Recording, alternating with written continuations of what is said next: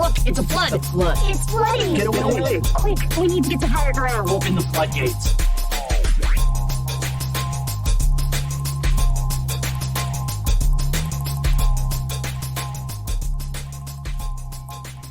Stay with me.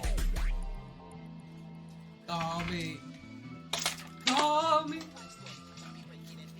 Call me by your name. Call me by your name. Have you seen that movie? No, I haven't. What was the last good movie you watched? The last good movie or the last fun movie? Recent, though. The most fun movie I've watched is probably that movie Tag. You seen that? I have not seen that yet, but that came out in like.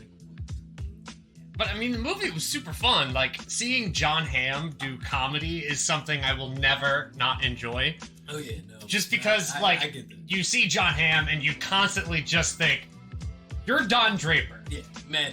Right? Like, You're Don Draper. And then all of a sudden, like, you see him in Wet Hot American Summer and he's just like, I am the Falcon.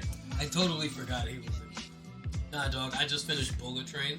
Love that movie. That movie is super fun. Yeah, no, that movie is super fun. It's not like a fucking Christopher Nolan flick, right? Like, No, it's not. It does kind of like subvert the action genre a little bit, right? The character, Brad, Very vibrant colors. is which I almost love. like not even like it's one of those movies where the main character is not really like the main character of the movie. Also, it's he like subverts the trope of like the worn out, overworked, like master Bruce Willis type shit. Yeah, where he's it's like, where everybody's like, oh, I'm over this, no I'm too disrespect to old for Bruce this Willis, shit, who I blah, blah, think- blah.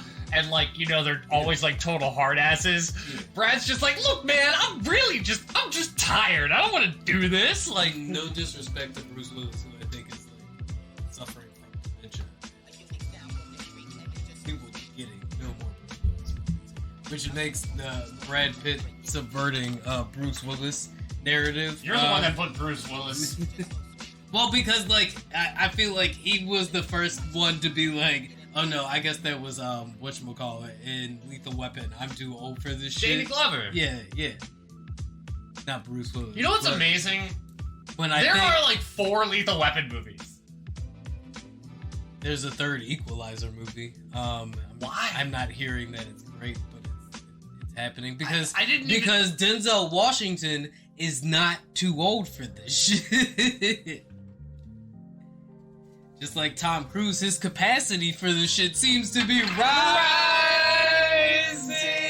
up and crashing through. Back after hiatus. It's your boy Doc And Ziggy. with your favorite weekly pop culture digest, taking our pop perspective To put culture in context. and make the mainstream make sense. Because if we don't make sense, we don't make us. Holla! You And hear the the boys- runs in that? Here on the flood. That's right. Your boys are back in town. Is that Aerosmith? The boys are back in town. I Yeah. don't know, actually. Ooh, what? Really? That's- I'm kind of disappointed. Boys are back in town. It's one of those, you're gonna look up who it is, and I'm gonna be immediately disappointed that I don't know who it is. It's giving me a movie. It is Thin Lizzy in the Oh, Jailbreak. it's Thin Lizzy! Yeah. Thin Lizzy. Damn it. Do you Often really? confused with Cheap Trick. Oh, okay. I was gonna be like, this nigga is really acting like he know who Thin Lizzy is. Often confused with With Cheap Cheap- Trick. Who did the song, Mommy's Alright, Daddy's Alright, we just need a little change. Shout out Surrender. to Thin Lizzy. And the boys are back in town because your boys are back in town. Let us know if that is, currently still spinning in your stream. Cheap Trick is What better. is currently spinning in the streams though right now? This week's hit on the algorithm is Doja Cat's Paint the Town Red, which is currently #1 on the Billboard charts, has been #1 for 3 weeks, knocking All out throughout our hiatus. Zach Bryant's I Remember Everything, bumping down Luke Combs' Fast Car, keeping Taylor Swift in the bottom of the top 5. Play that in a small town. Actually, her bumping up to number 4 and bumping Morgan Wallen back down to number 5, right? You are still getting that check, though, Morgan Wallen. Yes, he is. Respect the check. While they are fighting in the porta potties at his shows. Because even though we were off, we were still tapped in. I that porta potty fight. That shit. What? That was a sight to behold. That was the girl whose mom her mom was holding a spot for her in line at the porta potty while she was off getting drinks for them or whatever, and she didn't know that she had cut in the line, and a girl aggressively got in her face and was arguing with her about her cutting in line, and they eventually got to fighting and fell inside of the porta potty that they were reserving. And when her daughter realized that her mom was in the middle of the scuffle, she ran up. They knocked an innocent bystander. I'm not gonna call her an innocent bystander. I think it was the one girl who was the aggressor's friend, got knocked into the porta potty with them, and the woman's daughter walked up like the G that she was in her fucking fuck with me boots, dog, and yanked both of them bitches by their hair out of that fucking porta potty, and just kicked ass all up and down that rest area with her boots on. It was great. It was just great internet fodder. Hearing about that story just reminds me of a story from a Florida versus Everybody, which we have for this week, about the person who was lost in the park and they were in a porta potty and the porta potty fell off of a cliff. What? Yeah, no, you remember they fell off of a cliff in a porta potty and were stranded upside down in a porta potty for hours. And their phone was literally buried in shit. In literal shit. Damn. If you were stranded in a porta potty, what song would you want to listen to? Mozart's Requiem, because I'm killing myself. Yeah, no, that's a terrible question.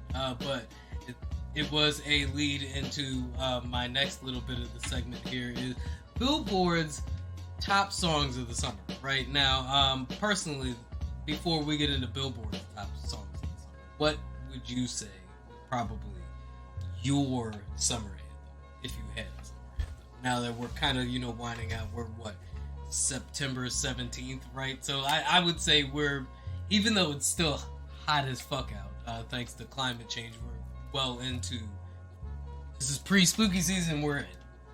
The summer, alright, so it's definitely not off of the top Billboard charts, but I have a summer jam. It doesn't have to be, that's why I'm asking. The song I've been really rocking out with, too, is Cold Sweat by this band called Church of the Cosmic Skull. Oh, okay. You showed me this joint.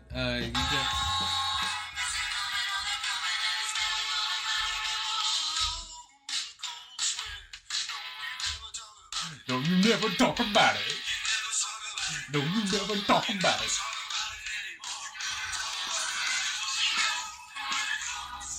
It's like gospel disco rock. Future Dan, have fun editing that. I'm trying to look at because I mostly use YouTube Music for streaming, and they gave me my summer wrap up. I don't remember what was in it though. I will say that I was really happy for a new song from the Rolling Stones. Okay, all right. A new song from the Rolling Stones. The Rolling Stones Angry? are back at it. Oh yes, I remember you showed me this, and that song's really fucking good. I'm like, this is a fucking Rolling Stones song. I think the song is good, but when I heard it, I immediately felt like it was the angry Gen Xer anthem. Don't be angry with me. Like, just leave me alone. Like, I don't care about your, like, social justice bullshit. I just want to, I mean, like, cool. Look, everybody feels that vibe every now and again, right? Like, but when you hear the song, you'll understand what I'm saying. Son, it's a certain tone to the way he sings that shit that got me like, hey, who are you talking to? Who is this song about? I just want to know. It's a bop, though. It is. All right. But I mean, like, you said that, and I was thinking Mick Jagger and Keith Richards are sitting there, and they're hearing that, and they're just like, "Hey, it bloody ain't that serious, mate. It's a song about ex-rock and roll." See? One more time, Keith over here snotted his dad's ashes with a line of blow. That's what Keith Richards and Mick Jagger get for thinking I'm talking about them. I'm not talking about them. So they can go pipe off somewhere and be the bellends that they've grown to be. And they'll fuck your daughter. Still. My daughter is a baby. Not your daughter. Y'all's fiance's wives. Hide your kids. Hide your wife. Because Mick Jagger out here flirting with everybody. Including babies. I mean, apparently his newest baby mama is like 31. It's my age, literally 31.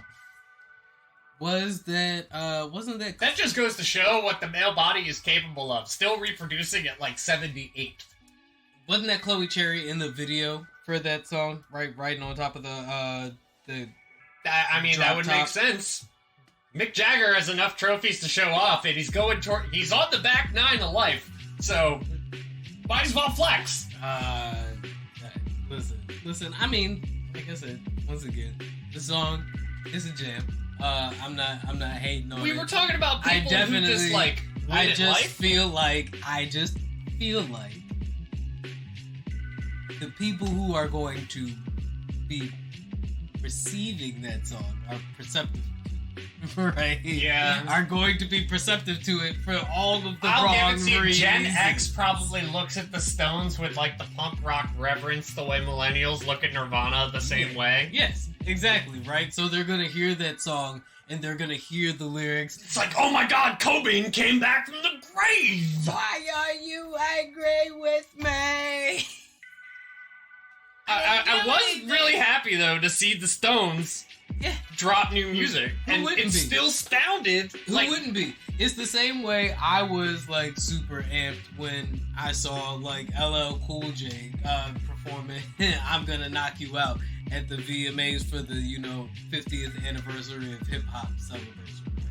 Right? And while we're talking about the VMAs, well, how about we tell them about everything else we have to talk about in addition to the VMAs? I mean, we can. Which includes updates on the writer's strike, possible existence of aliens. Unfortunately, both of those tie into us having to talk about Drew Barrymore. Unfortunately? They're calling her the anti-Ellen? Because of how, like, close and intimate she gets with her guests and, like, how friendly her vibe is compared to Ellen DeGeneres' like antagonistic, like uncomfortable, like, ooh, let me expose your life kind of. Ellen DeGeneres didn't cross the picket line. I mean, but she's already not paying her staff, so if we're talking about people wrecking their public reputations, we're gonna have to talk about everybody's former favorite celebrity couple. And we have some Florida versus everybody, and we, of course, have our turtle takes on the live-action One Piece, which we will get into right after this break.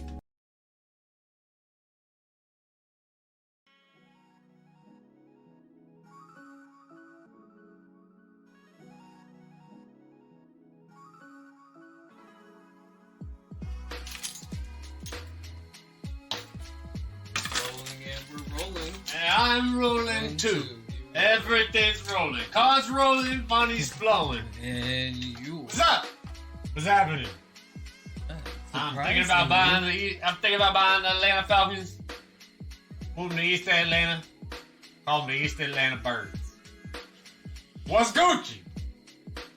I'll tell you what's Gucci. What's Gucci is Taylor Swift cleaning up at the motherfucking VMAs, baby. That's right. Respect the check. As we alluded to before we queued out on our break, the VMAs happened this week, and this week just solidified if it was in question to some, because it might be still in question to some, but Taylor Swift is the reigning queen of pop, and if MTV is still a staple of what is pop, then this certified it, right?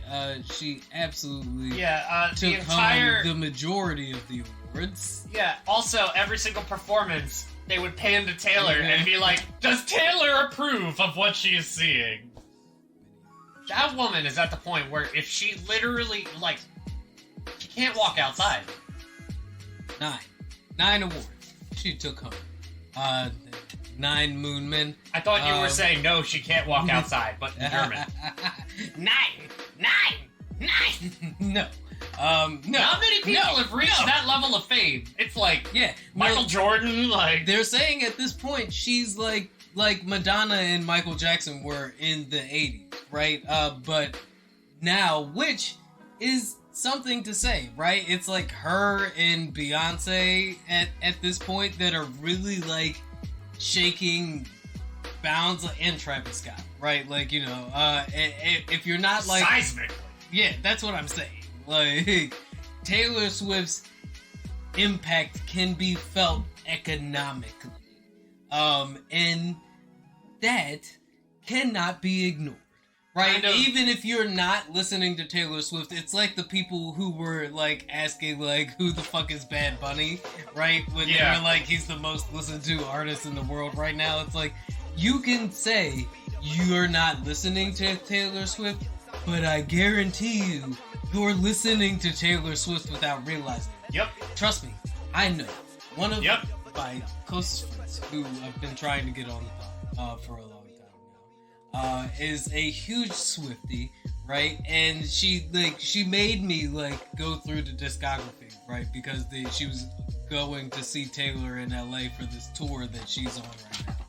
There were quite a few songs in there that I realized that I had heard that I didn't realize were fucking Taylor Swift, bro. That's what I tell people about David Bowie. You know a David Bowie song, you just don't know it's David Bowie. At this point, you know a Taylor Swift song and you just didn't realize it was Taylor Swift. If we were ever questioning MTV's relevance, just think about this. Taylor Swift took a night off of her busy schedule to go to the VMAs. Cause she cleaned One the fuck up. concert, she clears like what, 3 million? Cause she cleaned the fuck up. She won Best Pop for Anti-Hero, right? She did not win Artist of the Year, if I remember. Neither did Beyonce. Best New Artist went to Ice Spice, right? Who was her little buddy throughout the entire VMAs award show, right? Like, despite Taylor's alleged bad breath. Have you heard about there's a major newspaper that's hiring a full-time Taylor Swift reporter position? Yes, I did hear about that. And I mean, look, like I said, her cultural impact cannot be ignored. She did win Artist of the Year. My bad. Let me Lighthouse update in real time. She did win. And she also won Video of the Year for Anti-Hero. Right.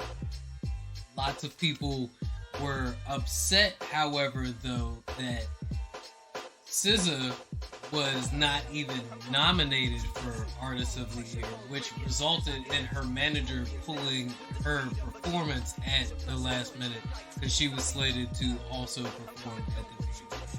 She won Best R&B award for her song Shirt, right? So she still won an award, but a lot of people felt like she was slighted, including her manager, for that Artist of the Year award because it obviously was the night of Taylor, right? Nicki Minaj won for Best Hip Hop Super Freaky Girls. I was gonna say Cardi and Meg still show off that they are the dynamic duo. Right. Well, yeah, they definitely pulled a dynamic duo stunt with that opener for the VMAs, which was their new single Bongos. right? I mean, that performance was crazy. Hot take, female version of Kanye and Jay-Z. I could see that, but there's still a lot of ground to be made there. I mean, both female artists have made, or I should say, have broke ground in their careers, right? Nicki crawled so they could run. Nicki walked so they could run. Lil Kim crawled. Lil Kim walked so Nicki could run, which meant that Cardi B and Megan Thee Stallion could be Olympic walk. sprinters. Shout out to Shakira, who's out here setting all kinds of waves. Listen, Karol G and Shakira took home Best Collaboration for TQG, and Shakira, I believe, was also honored with like a Lifetime Achievement Award. As she should had have. an amazing performance as well, right? But as we're talking about the VMAs, right, like I, got into the numbers, like the actual numbers of people who were watching the VMAs, right, to see like kind of what MTV's Cultural actual impact is? I was gonna say legitimacy at this point is, right? Like, because like who's still checking for the VMAs? I mean, at this point, like I was saying, like MTV, it's like 23 hours of ridiculousness and then like an hour of whatever. Right. And like, so I was even joking. I was like, they probably just lock Rob Dyrdek in every night. Chanel West Coast and like the other guy. I'm like, sorry, I can't remember his fucking name because that's Sterling. Jesus. Yeah, Christ. they have fucking catheters set up. Like, bring out more videos from 1996. As we're talking about the VMAs, right, and the winners of this award show, like I feel like it would be wrong to ignore like how many people are actually like tuning in and like discussing, does MTV still have that cultural impact? Like, is it still relevant? I will say I relevant? heard more about the outfits of the VMAs than I heard about the actual VMAs. Awards. I heard more about the performances than I heard about the awards, right? But I will say that this year's viewership is up 29.5% from last year's viewership, right? With a total of 913,000 viewers to last year's 705,000 viewers, right? So less than a million. Less than a million. It also pales in comparison to the numbers that MTV has done in the past, with its highest rated VMAs being the 2011 VMAs, totaling in so what you're telling me, 12.4 million viewers. So what you're telling me, Mr. Beast could pocket dial going live and get more viewers than the VMAs. Yes. Absolutely. Mr. Beast could pocket dial going live and get more viewers than the fucking VMAs. The VMAs probably could have gotten more viewers by letting Mr. Beast host the VMAs. And I don't think that we're far off from that being a reality. How far off, or have we passed the point where Mr. Beast says, nah, this is beneath me? I think he probably would turn it down. I'm absolutely certain that he's been offered hosting an award show at this point and has turned it down. Well, I mean, every time he, like, opens his mouth, walks out of the house, or checks his phone, it feels like he's found himself in some controversy for some stupid reason. I'm surprised he hasn't hosted the Kids' Choice Awards. He was certainly featured at them. So, Ricky and Elliot of Internet Today, shout out. They were like, Mr. Beast has like the Ron DeSantis smile. So, are you effectively saying that the VMAs are irrelevant because they can't even do Mr. Beast numbers? Well, I mean, asking anybody to do Mr. Beast numbers at this point is really impressive. But shit, they're not even doing like FS1's undisputed numbers. You're saying they're not, and that's after Shannon Sharp left. They're not doing PewDiePie, right? And PewDiePie has settled down. So then, do you think like Taylor Swift taking home 9 Moonmen means anything? I mean, she's right behind Beyonce at this point, who I think has like 26 VMAs awards, right? And Taylor's got like 23, I think. So, what does that mean? That Beyonce had one of the greatest videos of all time. The 2011 VMAs is the VMAs where Katy Perry like kind of calls him out for that, right? Like because the 2009 VMAs are where Kanye did that. Did that to Taylor, right? That shrug in the shutter shades is a priceless still. Just the audacity of him doing that while wearing shutter shades. This VMAs, however, though, was like total ladies' night as far as performances goes, up until like the 50th celebration of hip hop performance. It was like Shakira and SZA, Cardi B, Meg Thee Stallion, fucking that entire like Shakira Lifetime Achievement Award performance, right? Like Karol G, all of that shit. The like, camera constantly panning to Taylor Swift. It's total. The fact that Taylor took a night off of her busy schedule to party with Ice Spice like, at a show that gets less viewers than Mr. Beast going pocket live. We call that full circle, everybody. Is it though? I mean, the long gone are the days of Beavis and Butthead commenting over, at the time, popular music videos that would be called into Carson Daly to have them shown. Wanting to menage with Nicki. Although I will say, as far as reboots go, the Beavis and Butthead reboot is pretty solid. Just for cultural relevance. If you got Paramount Plus. Paramount Plus is actually pretty solid as far as like streaming services go. Connected, quick tangent. This Futurama season, reboot or continuation? I say it's a continuation. So, because considering the whole episode starts where they unfreeze. Yeah, no, it's totally continuation. Ooh, hot take. The Beavis and Butthead reboot is more solid than the Futurama continuation. Which one? What do you mean, which one? Futurama's been on like 4 different networks, dude. The current, the current, obvious. Okay, so like if we're gonna be troll, then I mean the current. I mean, like in fairness, Hulu, being troll with Futurama makes sense because they were even making fun of them being on like 4 different networks in the episode. I mean the Hulu continuation. I will say the Paramount Plus run of Beavis and Butthead is more solid than the Hulu run of Futurama. Okay. And this is me being like 5 episodes in to the Futurama, like Hulu run. Alright, so I haven't watched that deep, but what I will tell you, it's like watering down your juicy juice. I'll hit you even harder over the head. Because I don't know if you knew this was a thing. I just found out this was. The Futurama continuation is to the Beavis and Butthead reboot the way that Hulu Animaniacs reboot is to the HBO Max, or excuse me, the Max reboot of Tiny Toons. Because they rebooted Tiny Toons. They go to college now. It's Acme University. They completely retconned the characters, so they have no prior relationship to each other. They're all just meeting each other. Okay, and we're comparing Futurama to what?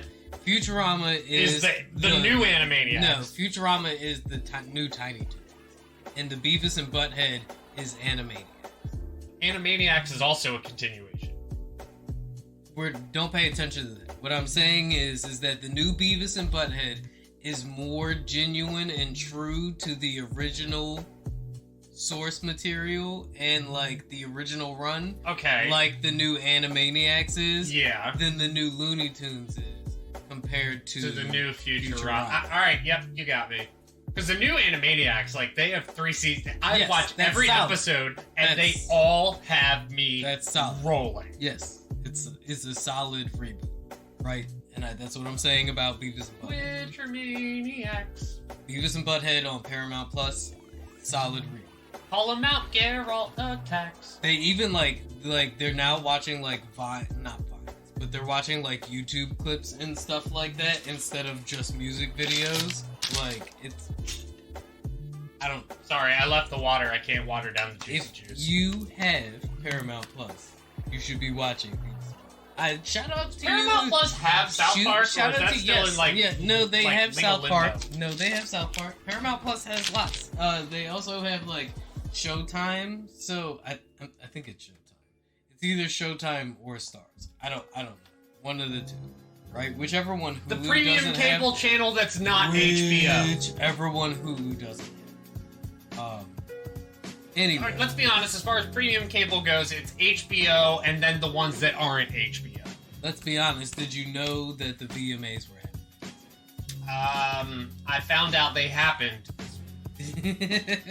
How's that for phrasing? Did you also happen to see everybody's favorite hero / new big Marvel villain stop a fist fight between two high schoolers? That's totally wasn't staged. Johnathan Majors Is he an anti-hero? Is Kang an anti-hero? Is Johnathan Majors an anti-hero? Johnathan Majors' legal department wants you to know that the video was totally not staged. Fight between two high schoolers happening outside of an In-N-Out. Totally not staged. Hold on! Stay separated long enough for them to get the picture! He just happened to be wearing that weird-ass hat because that's actually how Johnathan Majors dresses. Whoa! I wouldn't put it past him to actually dress like that. I mean, did you see the woman who's accusing him of being like? I feel like. I know she's white. Based on what I've seen, I totally believe he actually dresses like that. Yeah, me too. Dude's in GQ and he's like, make me look like Doflamingo. I do know. I think that was actually the photographer's choice of this. But no, it was definitely Doflamingo influenced though. Do know that with his trial setting place to resume in October, that perfect timing, especially Ignore with Jeff Goldblum. Loki getting ready to resume as well, right? Like it just, look. Even if it wasn't, it might as well have been. Is all I'm saying. Like, have you seen middle schoolers fight recently? And the footage, it is not that restrained. They are not gonna hold back. Like the that. footage is grainy as fuck. The footage of that fake ass like mummy that they brought out in the Mexican Congress UFO hearings, or excuse me, on the UAF hearings. No, what is it? UAPs, right? Unidentified aerial phenomena. Yeah. Right. The mummy corpses. Let's talk about it. Fake ass, bro. First of all, Steven Spielberg wants his set prop back. First of all, I'ma really need this trend that the internet currently has of like rehashing old shit. Like it's like the internet is like taking after Hollywood, and they're like, remember these mummies from like 20? They're like Netflix be doing that right now. From like 2010. Like those mummies are from 2010. First of all, 2017. 2017. Oh. We're going to talk about this. I have the article printed up right here. Look at what a show. According to Wired. The article. What? Read the headline, please. The headline: no, this is not an alien. Here's why. Two non-human beings were shown off during a bizarre hearing of Mexico's Congress. The bodies are believed to be a muddle of human and animal bones held together with glue and fake skin. The term fake skin bothers me. What bothers me more is that this is like this. The DNA. Y'all are so desperate for aliens. The DNA was confirmed to be tested as non-human. Guess what? There's so many things on this planet that are not human that I'm not surprised, bro. Fuck off. Like, y'all cannot continue to be this thirsty for aliens, right? It's like the two extremes are Earth is flat and Mexico got alien mummies, my nigga. Like, you're either ancient aliens or you're ice wall. And I'm gonna need you guys to chill out because there is a happy medium here that we can achieve. I just want to say that those aliens are definitely not real because America is way too imperialistic to let Mexico have those. I just want to say that motherfucker over there is not real. Bro, and what is real is Mexico is actually making like groundbreaking achievements at the or I guess achievements is like social monumental changes, right? And those are being overshadowed by fake alien mummies. Like Mexico literally just the Mexican government, the like country's federal body just declared making abortions illegal a human rights violation. The first chamber of the court ruled that the legal system that penalizes abortion in the federal criminal code is unconstitutional. So the Mexican government literally ruled that making abortion illegal is unconstitutional since it violates the human rights of a woman and people with the capacity to gestate, the Supreme Court said on social media. Also, the two frontrunners for Mexico's next presidential election are both women in the Conservative Party and in the Liberal Party, right? Which is groundbreaking in itself. Right? Now, this just is where keeping tone with the VMAs, right? Because it's ladies' night. So, right? this is why you come to Doc and I. Specifically. Because we're not going to tell you about the fucking aliens because you've already heard about the aliens. We're going to tell you about what they're hiding with the aliens. Isn't it crazy that we're putting... See, that's why I wanted to bring that up, right? Because they're putting the aliens on display to hide the fact that Mexico just leaped America as far as, like, human rights are concerned. So much so that America has put a fucking buoy border in the Rio Grande that's literally killing people. To, quote-unquote, keep refugees from coming to America. Like, okay, yeah, we can admit that America definitely has some desirable points for refugees, right? But I don't know how much longer we're gonna maintain that when Mexico is doing things like having their Supreme Court declare abortions a human right, and their elections are looking much more progressive than America's next set of elections. Oh my god, can you imagine Congress that day where they're just sitting there like after like 8 hours of debating and they're like, well, I guess abortion, the right to controlling your body, would be a human right. Alright, I guess we're done. What's next? Aliens! Oh, fuck. Dude, it's like... Adios, mío! I love how America also just did, like, the alien trial thing, and, like, in our alien trial thing, but we didn't wheel out a thing that looked like a graham cracker. Exactly.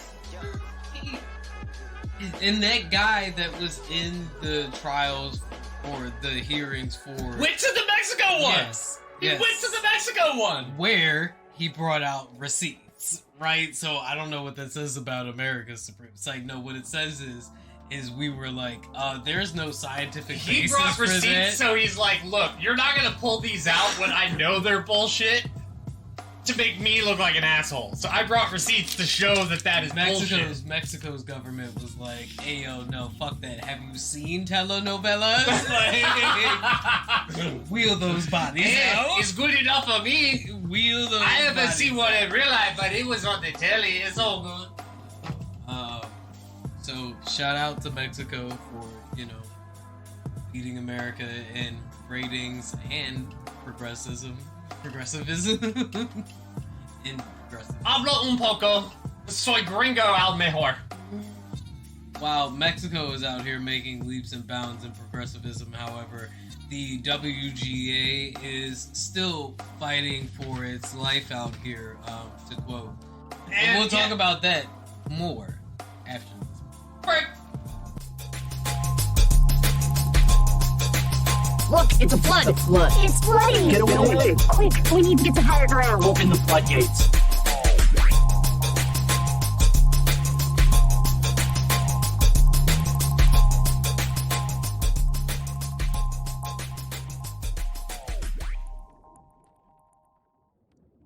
Wait, why can't we talk about It black is stuff? time to